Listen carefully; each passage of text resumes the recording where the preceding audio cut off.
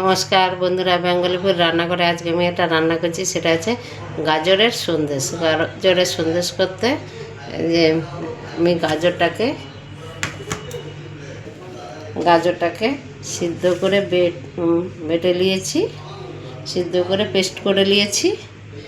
আর এই যে গুঁড়ো দুধ নিয়েছি, চিনি নিয়েছি, আর ঘি আর এলাচ। প্রথমে আমি কড়াইয়ে ঘি দিয়ে দেবো।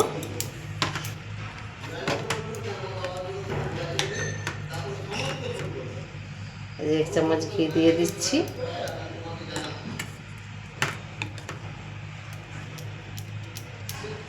ঘি দিয়ে দিলাম কড়াই।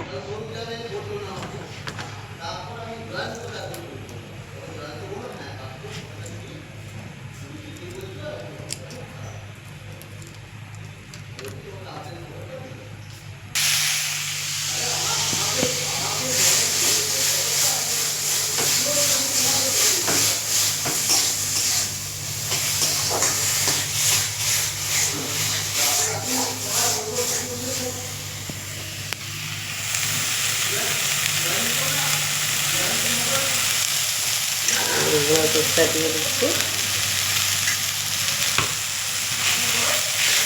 আমি এটা ভালো করে মিক্স করবো। এবার আমি চিনিটা দিয়ে দিচ্ছি, উপরে চিনি দিয়ে দিচ্ছি। এটা ভালো করে আমি নাড়বো। এখানে এবার হয়ে আসছে, আরেকটু আমি এরকম পাকাবো, আরেকটু হবে, হওয়ার পর আমি তারপর নামিয়ে নেবো। এরকম চিট হয়ে আসছে, আরেকটু হবে।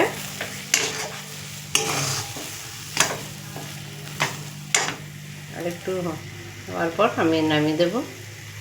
এবারে হয়ে গেছে, আমি এটা নামিয়ে দেবো। এরকম কত সুন্দর হয়ে গেছে। এবার হয়ে গেছে, চিট হয়ে গেছে কত সুন্দর। এবার আমি করে নেবো। এবার অফ করে দিচ্ছি গ্যাসটা।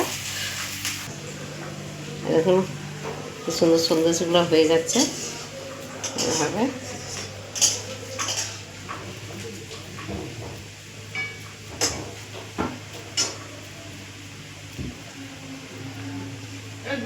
কত সুন্দর হয়ে যাচ্ছে, এভাবে করবেন। কত সুন্দর হয়ে গেছে, আপনারা করে খেয়ে দেখবেন। ভালো লাগলে বেঙ্গলি ফুড রান্না করে একটা করে লাইক দেবেন। কত সুন্দর সন্দেশগুলো হয়ে গেছে। ওনারা যেভাবে শেপ দিতে পারেন, আমি এভাবে শেপ দিয়েছি, ওনারা যেভাবে শেপ দিতে পারেন করে খেয়ে দেখবেন, খুবই ভালো লাগে। ভালো লাগলে বেঙ্গলি ফুড রান্না করে একটা করে লাইক দেবেন।